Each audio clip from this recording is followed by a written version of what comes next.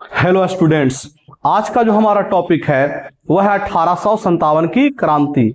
इस वीडियो में हम लोग जानेंगे कि 1857 की जो क्रांति थी वह क्यों हुई और वो कौन कौन से कारण थे जिन कारणों के कारण 1857 की क्रांति सफल नहीं रह सकी यानी असफल हो गई। और यह भी जानेंगे क्या 1857 की क्रांति अगर सफल हो जाती तो हमें 1857 ईस्वी में ही आज़ादी मिल पाती कि नहीं। इन तमाम प्रश्नों का जवाब हम लोग जानेंगे इस वीडियो में। तो आइए देखते हैं इस 1857 की क्रांति के इस वीडियो को बहुत ही ध्यान से। तो आइए शुरू करते हैं। तो सबसे पहले जो 1857 की जो क्रांति है वो फुल डिटेल्स में इस वीडियो में हम लोग देखेंगे। तो सबसे पहले इसका इंट्रोडक्शन हम लोग जानेंगे कि 1857 की क्रांति क्या था। तो जो 1857 की जो क्रांति है वो ब्रिटिश शासन के विरुद्ध पहला व्यापक और संगठित विद्रोह था। यानी 1857 की क्रांति में ही लोग एकत्रित हुए और भारी संख्या में संगठन के साथ विद्रोह किया था, जिसने भारत के स्वतंत्रता संग्राम की नींव रखी थी। यानी यहीं से शुरू होता है भारत की स्वतंत्रता की सफर। इसे लोग अलग अलग नामों से भी जानते हैं, जैसे सिपाही विद्रोह, प्रथम राष्ट्रीय स्वतंत्रता संग्राम वीडी सावरकर द्वारा कहा गया था, या फिर भारतीय विद्रोह 1857। बात करते हैं यह जो क्रांति थी वह 10 मई 1857 ईस्वी को मेरठ से शुरू होकर उत्तर और मध्य भारत में फैली थी। कहाँ फैली थी? उत्तर और मध्य भारत में। और यह क्रांति शुरू कब हुई थी? तो 10 मई 1857 ईस्वी को मेरठ से शुरू हुई थी। आगे देखते हैं। आगे कहता है 1857 ईस्वी के प्रमुख कारण। तो ऐसे तो 1857 के क्रांति के बहुत कारण थे, राजनीतिक कारण, आर्थिक कारण, तात्कालिक कारण। इन सभी कारणों को हम लोग जानेंगे विस्तार से इसी वीडियो में। तो सबसे पहला जो कारण था वह था राजनीतिक कारण। तो राजनीतिक कारण में क्या था? तो सबसे बड़ा जो कारण था राजनीतिक कारण में वह था राज हड़प की नीति, यानी लॉर्ड डलहौजी के डॉक्ट्रिन ऑफ लैप्स। यानी राज हड़प की नीति लॉर्ड डलहौजी ने अपनाया था, जिसके तहत सतारा, झांसी, नागपुर, उदयपुर, संभलपुर आदि राज्यों को विलय कर लिया गया। साथ ही साथ अवध को 1856 ईस्वी में विलय इस बात को बहाना बनाकर कर लिया। क्यों? क्योंकि वह अकुशल शासन, यानी उसे यह आरोप लगाया गया कि अवध के जो नवाब थे वो अकुशल शासक हैं, इसलिए उसे अंग्रेजों ने मिला लिया। और भारतीय राजाओं के राजनीतिक उपेक्षा, कुछ कुछ था कि भारत के राजा भी इसे उपेक्षा कर रहे थे। बात करते हैं। चौथा कारण है बहादुर शाह जफर के उत्तराधिकार यानी अधिकारों को हनन कर रहा था अंग्रेज लोग। बात करते हैं आर्थिक कारण की। तो जो दूसरा है वह है आर्थिक कारण। आर्थिक कारण में है भारी भूमि राजस्व नीति से किसानों का शोषण, कारीगर, हस्तशिल्प और ग्रामोद्योग का नाश, भारत के कच्चे माल का स्रोत और ब्रिटिश वस्त्रों का बाजार बनाया गया।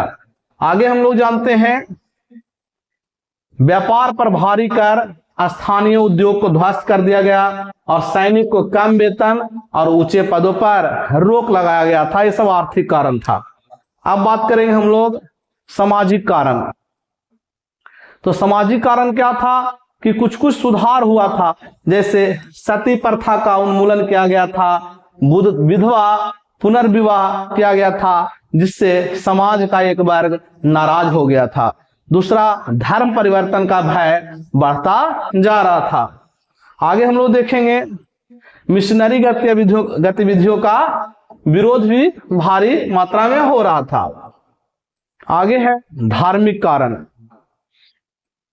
तो धार्मिक कारण में है धार्मिक मान्यताओं में हस्तक्षेप का डर, नए कानून और पश्चिमी सोच का विरोध करना, और गाय सुअर की चर्बी वाले कारतूस का अफवाह धार्मिक विद्रोह में बदल गया। यानी जो सैन्य कारण था उसका भी है भारतीय सैनिक को वेतन और भत्ता कम मिलता था, विदेश सेवा भत्ता समाप्त कर दिया गया था, उच्च पदों पर भारतीयों का अवसर नहीं दिया गया था और सैनिकों की संख्या ज्यादा लेकिन सबसे स्थिति खराब थी। और जो एनफील्ड राइफल था, एनफील्ड जो राइफल था उसका कार्टिज यानी कारतूस। अब है जो सबसे मुख्य है वो है तात्कालिक कारण, यानी एनफील्ड 1853 राइफल के कारतूस जिन्हें दांत से काटना पड़ता था, इन पर सुअर और गाय की चर्बी होने की अफवाह जो कि हिंदू और मुस्लिम सैनिक उस पर भड़क उठे थे। तो 29 मार्च 1857 ईस्वी को बैरकपुर में मंगल पांडे ने विद्रोह किया और 10 मई को मेरठ में सैनिकों ने बड़ा विद्रोह कर डाला। आगे हम लोग देखेंगे कि विद्रोह का प्रसार कैसे कैसे हुआ। तो इसमें हम लोग जानेंगे कि किन क्षेत्र में किस नेता ने इस विद्रोह को आगे ले जाने का काम किया था। तो सबसे पहले हम लोग जानते हैं मेरठ। तो बात करते हैं मेरठ की। तो मेरठ में जो विद्रोह का शुरुआत हुआ था वह 1857 10 मई को हुआ था और सैनिकों ने अंग्रेजों को हराकर दिल्ली की ओर कूच कर दिया था, यानी दिल्ली की ओर सैनिक लोग बढ़ चुके थे। अब बात करते हैं दिल्ली। तो दिल्ली में बहादुर शाह जफर को राष्ट्रीय नेता घोषित किया गया और दिल्ली विद्रोह का मुख्य केंद्र बन गया। लेकिन अंग्रेजों ने 20 सितंबर 1857 को दिल्ली फिर से जीत ली और उसमें नेता जो थे बहादुर शाह जफर और वक्त खां नई दिल्ली में देख रहे थे। अब बात करते हैं कानपुर। तो कानपुर में 1857 के विद्रोह का नेतृत्व किया था नाना साहब और उनके सहयोगी थे तात्या टोपे, अजीमुल्ला खां। जनरल व्हीलर पर विजय पा लिया था उन्होंने, लेकिन बाद में अंग्रेजों ने फिर से कब्जा कर लिया। अगला क्वेश्चन है झांसी, यानी झांसी का नेतृत्व कर रही थी रानी लक्ष्मीबाई जी और झांसी से कालपी ग्वालियर तक युद्ध चला। लेकिन 17 जून 1858 को झांसी की रानी लक्ष्मीबाई वीर गति को प्राप्त करती है और विद्रोह करने वाले अंग्रेज कमांडर थे ह्यूरोज। बिहार। तो बिहार में जो जगदीशपुर में 1857 का नेतृत्व बाबू वीर कुंवर सिंह ने किया था। जिस समय 1857 की क्रांति हो रही थी उस समय वीर कुंवर सिंह 80 वर्ष के थे और फिर भी अद्भुत युद्ध क्षमता उनमें थी और सोन नदी में घायल हाथ काटकर फेंक दिया था और वह एक मिसाल बन गया था। आगे है अवध। तो अवध में 1857 की क्रांति का नेतृत्व बेगम हजरत महल ने किया था। उन्होंने अपने नाबालिग पुत्र बिरजिस कादर को नवाब घोषित किया और लखनऊ विद्रोह का सबसे लंबा क्षेत्र बना था। आगे है मध्य भारत। तो मध्य भारत में तात्या टोपे गोरिल्ला युद्ध के विशेषज्ञ थे जो नेतृत्व किए थे। अंग्रेजों ने कई वर्षों तक पीछा किया, अंत में पकड़े गए और उन्हें फांसी दे दी गई। आगे है अन्य केंद्र जैसे फैजाबाद।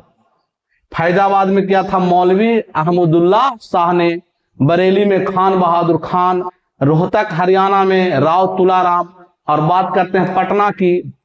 तो पटना में पीर अली नाम के एक पुस्तक विक्रेता थे जिन्होंने 1857 के विद्रोह के नेतृत्व किया था पीर अली ने। अगला है 1857 की क्रांति असफल क्यों हुई, यानी 1857 की क्रांति उतनी सफल नहीं रही और वह सफल हो गई। इसका कारण था केंद्रीय नेतृत्व का अभाव, यानी कोई एक सिंगल नेतृत्व नहीं हो सका। एकता की कमी, जैसे दक्षिण भारत, पंजाब, सिख राज साथ इसमें नहीं आए थे। आगे इसमें देखेंगे कारण नंबर 3 अंग्रेजों के पास आधुनिक सेना और हथियार थे, लेकिन भारतीय के पास नहीं थे। संसाधन की कमी थी।